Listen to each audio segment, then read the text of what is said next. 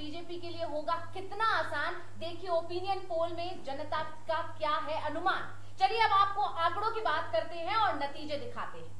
तो बीजेपी को 343 सीटें आ रही है, जो ओपिनियन पोल, जो जनता का जो पोल उससे सामने आए हैं आंकड़े, जनता का क्या अनुमान है, जनता क्या कह रही है, उस ओपिनियन पोल को लेकर हम आपको यहाँ बता रहे हैं कि बीजेपी को 343 सीटें मिल सकती हैं, कांग्रेस को 40 मिल सकती हैं और आम आदमी पार्टी को 8 सीटें मिल सकती हैं, ओपिनियन पोल ये कह रहा है। वहीं तृणमूल कांग्रेस की बात की जाए तो उसके खाते में 19 सीटें जाएंगी, समाजवादी पार्टी को 4 और जेडीयू को 12 सीटें मिलेंगी, डीएमके को 17 सीटें मिल सकती हैं, वहीं टीडीपी को 12 और अन्य को 88 सीटें मिलने का अनुमान यहां जताया जा रहा है। तो सर ओपिनियन पोल आ चुका है और इस पर चर्चाएं शुरू हो चुकी हैं, तो यहाँ हमारे साथ अब हमारे एडिटर इन चीफ जुड़ चुके हैं, इनसे हम चर्चा करेंगे कि क्या अनुमान है। वैसे तो बीजेपी ने एनडीए के साथ जो है 400 पार का नारा लगा रही है लगातार बीजेपी, बिल्कुल, तो उस पर कितना खरा उतर रहा है ये ओपिनियन पोल, क्योंकि ओपिनियन पोल कुछ अलग अनुमान दिखा रहा है। 400 सीटें तो नहीं आ रही हैं बीजेपी के खाते में और एनडीए के खाते में नहीं 400 सीटें तो नहीं आ रही है, लेकिन लगभग वो आंकड़ा छू रहा है बीजेपी, है ना। और इसमें कुछ इस सर्वे में कुछ नया निकल के नहीं आया है, जो बातें हो रही हैं काफी समय से चल रही हैं, लगभग वैसा ही है ये सर्वे, मिलता जुलता है। हाँ, 400 वाला जो आंकड़ा था उस पे जरूर बातें चल रही थी कि 400 पार करेगी नहीं करेगी, एनडीए वहां पहुंचेगा, लेकिन ये सर्वे जो है करीब करीब पहुंचा दिया है, 7 सीटें कम है ना। तो वो ये तो उलटफेर हो सकता है, 7 हो सकता है कि जीत जाए, है ना, तो ये पहुंच जाए। चलिए कम से कम जो इंडिया गठबंधन है वो 100 का आंकड़ा नहीं छू रहा है, ये बड़ी बात है कि 100 तक भी नहीं पहुंच रहा है। हाँ, इतनी सारी मीटिंग करने इतनी सारी मीटिंग के बाद, सारे दलों को साथ लाने के बाद, हालांकि वो दल तो धीरे धीरे टूटते गए, कहाँ चले गए, अब तो कोई इंडिया में कितने बचे हैं, बहुत कम बचे हैं, और जो बचे भी हैं वो सब अलग अलग लड़ाई लड़ रहे हैं। सिर्फ मुझे लगता है कि इंडिया की चर्चा सिर्फ इंडिया नाम की वजह से रह गई। बिल्कुल बिल्कुल करेक्ट, वो नाम ही जो है बस वो चर्चा में है, अदरवाइज देखिए आप बंगाल में देखिए वही हाल है, चाहे आप पंजाब में देखिए सब अलग अलग लड़ रहे हैं, फिर वो गठबंधन तो किसी काम का है नहीं, है ना, और उसका असर भी दिख रहा है। अगर गठबंधन स्ट्रांगली होता तो शायद ये आंकड़ा इनका जरूर ऊपर जाता। मुझे एक बात भी याद आ रही है, जब भारत जोड़ो यात्रा निकालने राहुल गांधी निकले थे, उस दौरान बीजेपी ने कहा था कि पहले कांग्रेस को तो जोड़ लीजिए, फिर उसके बाद सारे दलों को साथ जोड़ने की बात आई, तब भी बीजेपी ने ये कटाक्ष किया कि पहले आप पार्टी को तो जोड़ लीजिए, तब आप दूसरे दलों को जोड़िएगा। लेकिन मुझे लगता है कि आज की जो स्थिति है, जैसे कि आपने कहा, उस हिसाब से बीजेपी के वो सारे कटाक्ष कहीं ना कहीं सही साबित हो रहे हैं। और देखिए वो सामने दिख रहा है, अभी देखिए इनके पास कैंडिडेट नहीं दिख रहे हैं, अभी तक इन्होंने अमेठी रायबरेली में कैंडिडेट नहीं ढूंढ पाए ये लोग। बताइए, अमेठी जैसी जगह पे अभी भी चर्चा चल रही है कि शायद राहुल गांधी आए, अब आते हैं या नहीं आते हैं ये तो देखने वाली बात है, अभी तक तो आया नहीं है नाम सामने, लेकिन चर्चा चल रही है, क्योंकि वायनाड पे भी इनका जो है ना फंस रहा है मामला, तो हो सकता है कि ये खबर आ रही है कि वहाँ के नामांकन के बाद यहाँ वो नामांकन करे। सुनने में तो ये भी आ रहा है सर कि ये तो सीट देना चाह रहे हैं, ये तो उम्मीदवार पीछे हट रहे हैं, बिल्कुल वहाँ कोई लड़ने को तैयार नहीं हो रहे हैं इनकी पार्टी से, तो ये स्थिति है। अगर देखिए अब जैसे पूरे सर्वे की बात करें हम लोग, है ना, तो पूर्वांचल में बीजेपी का काफी अच्छा चल रहा है ना, यूपी में तो यूपी से ही हम शुरुआत कर लेते हैं, तो जहाँ अगर यूपी की बात करें 80 लोकसभा सीटें हैं, वहाँ पर सबसे बड़ा सूबा माना जाता है, ऐसा भी कहा जाता है कि दिल्ली का रास्ता तय करना है तो आपको यूपी से होकर ही गुजरना पड़ेगा, तो वहाँ पर 72 सीटें जो है बताई जा रही है ओपिनियन पोल के मुताबिक, तो मुझे नहीं लगता इसमें कुछ बदलाव है शायद। हाँ, पिछली बार भी 72 ही थी, है ना, इस बार भी 72 है, तो मतलब जनता जो है, जनता खुश है, इसका मतलब है ना, मोदी और योगी दोनों के काम से खुश है जनता, और जनता फिर से उनको वही बहुमत दे रही है, वही मत दे रही है। पूर्वांचल की जैसे बात करें तो 25 सीटें, 29 में से 25 सीटें फिर आ रही हैं, है ना, और अगर अपना दल का 2 सीट जोड़ दीजिए तो 27 हो गया, तो अपने आप में ये तो अच्छा आंकड़ा है, अच्छा आंकड़ा है, और मुझे लगता है कि पूर्वांचल में इस बार हो सकता है उससे ज्यादा भी ना हो जाए, है ना, क्योंकि जो अभी मुख्तार अंसारी का मामला हुआ है उसके बाद मुझे लगता है कि और ज्यादा बीजेपी के फेवर में लोग पोलराइज हुए हैं। अच्छा, हम जब यहाँ की बात कर ही रहे हैं तो मायावती जो पिछले दिनों काफी जी। शांत थी, इंडिया गठबंधन ने बहुत कोशिश किया कि उनको अपने साथ ले आए, लेकिन उन्होंने दो टूक जवाब दे दिया, मैं किसी गठबंधन के साथ नहीं जाऊंगा। काफी शांत मुद्रा में थी। बिल्कुल। इस वजह से विपक्ष ने उनको कटाक्ष भी किए कि ईडी सीबीआई से डर गई हैं, शांत हो गई हैं। लेकिन अब लगातार जिस तरह से वो अपने उम्मीदवार ला रही हैं, अपने यो कहें कि पत्ते खोल रही हैं, उससे सपा में खलबली मच गई है। उसको लेकर आप क्या कहेंगे? जैसे बिल्कुल, देखिए जैसे बीएसपी का ये शुरू से रहा है, मायावती ना अंत तक इंतजार करती हैं, लास्ट मोमेंट में ही अपना पत्ता खोलती हैं वो शुरू से।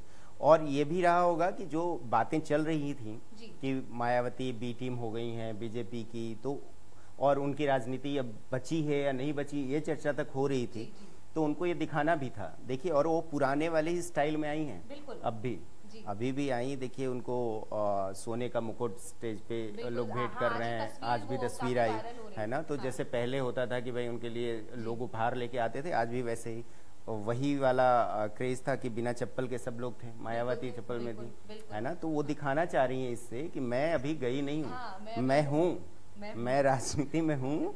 और उसको दिखाने के लिए उनके लिए जरूरी, जैसे उन्होंने मैनपुरी में देखिए बदल के कैंडिडेट बदला, रातों रात जो कैंडिडेट बदल के उन्होंने अपनी मजबूती दिखाई कि देखिए डिंपल यादव फंस गई हाँ, है, डिंपल यादव को ही उतार दिया शिवप्रसाद यादव। बिल्कुल, डिंपल के लिए अब थोड़ा सा मुश्किल हो गया है वो, मतलब उतना आसान नहीं रहा है।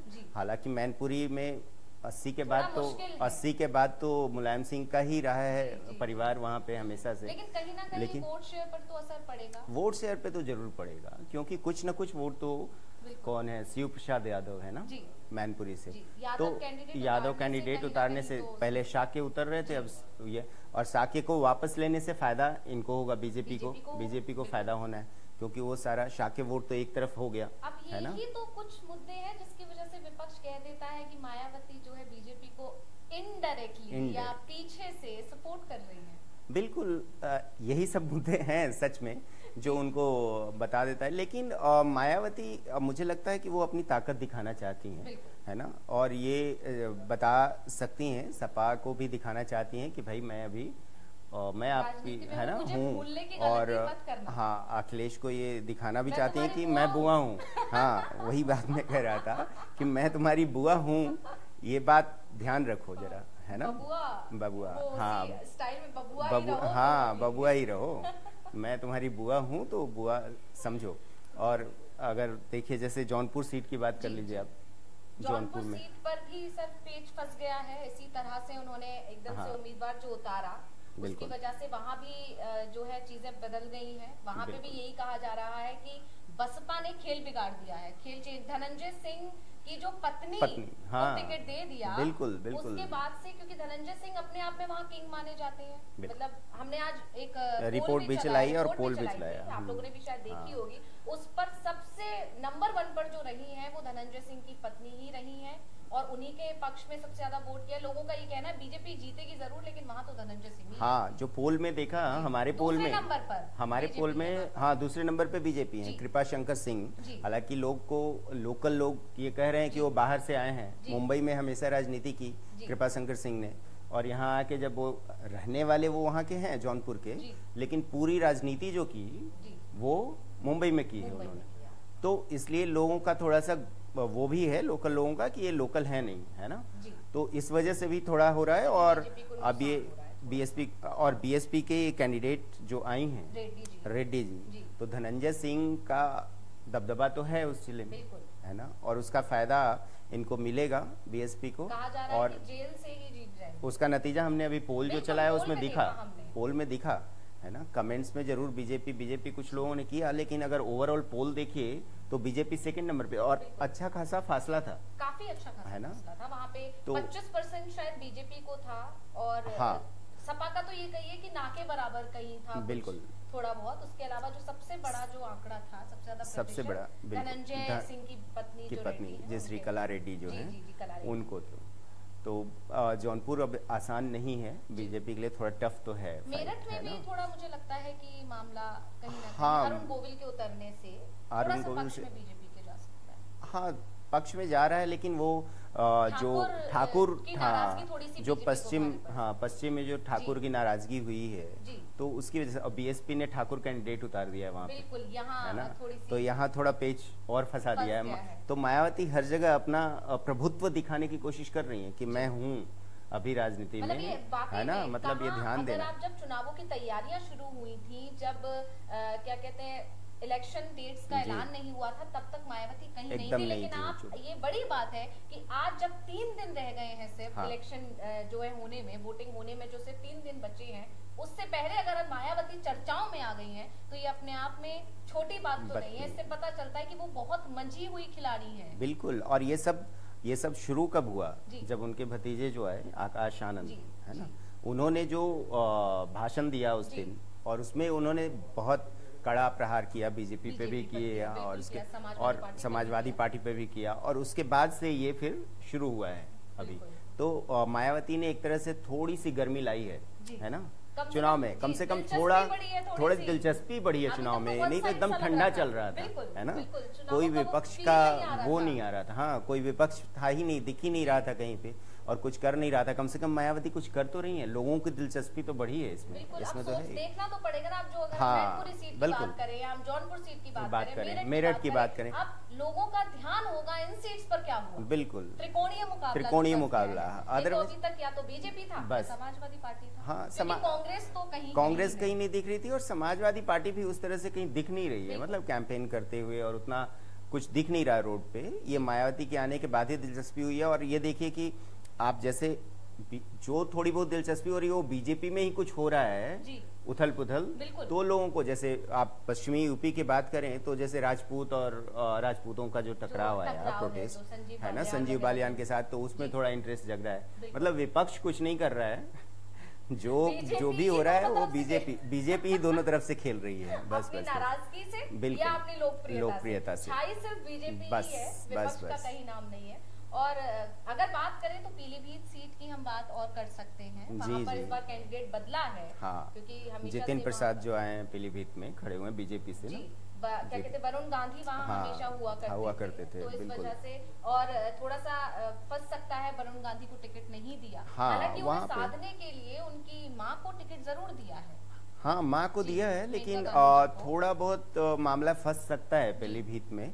लेकिन शायद वरुण ने कुछ वैसा किया नहीं, रिएक्शन नहीं दिया है, तो हाँ, माना जा रहा था कि कुछ बड़ा रिएक्शन आएगा। लेकिन हाँ, तो निर्दलीय लड़ने के लिए नामांकन पत्र भी खरीद लिए हैं, रख लिए हैं, और वो भर सकते हैं। लेकिन आखिर में वो सारी खबरें ठंडी हो गई। इसे भी देखिए आप, मतलब बीजेपी अपने खिलाफ उठने वाले विरोध के जो सुर होते हैं उन्हें इतने अच्छे से मैनेज कर लेती है, ये भी बड़ी बात है, क्योंकि वहीं उसके अपोजिट हम जाकर अगर कांग्रेस को देखें, तो आप देखिए अमेठी हुआ, रायबरेली सीट है, इस पर अभी तक गौरव भाटिया, जो सुनने में आ रहा था, खबरें चल रही थी कि उनको टिकट दे रही थी शायद बीजेपी, वो सॉरी माफ कीजिएगा कांग्रेस, तो लेकिन उन्होंने मना कर दिया। ऐसी खबरें हैं, मतलब जो चल रहा है।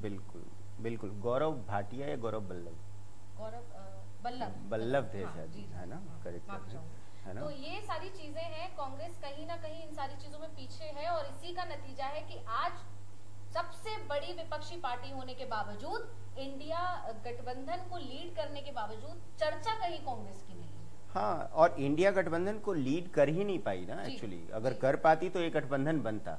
कोई मानने को तैयार नहीं है कि आप लीड कर सकते हैं विपक्ष को। सबसे बड़ा मुद्दा तो यही था पूरा गठबंधन टूटने। कौन करेगा लीड, कौन करेगा? राहुल को कोई नेता मानने को तैयार नहीं थे, और राहुल किसी और को नेता बनाना नहीं चाह रहे थे। तो इसीलिए सबसे बड़ी वजह तो टूटने की यही है ना। तो चाहे वो नीतीश चाह रहे थे, नीतीश बनना चाह रहे थे नेता, उनको नहीं बनने दिया, उनको स्वीकार नहीं है। मतलब राहुल किसी को एक्सेप्ट नहीं कर रहे थे, और राहुल को कोई और एक्सेप्ट नहीं कर रहा है। समझ रहे हैं, सबसे बड़ा चक्कर यही है भारत जोड़ो यात्रा और भारत जोड़ो न्याय यात्रा में ही लगे रह गए। पूरा इंडिया गठबंधन बिखरता ही चला जा रहा है।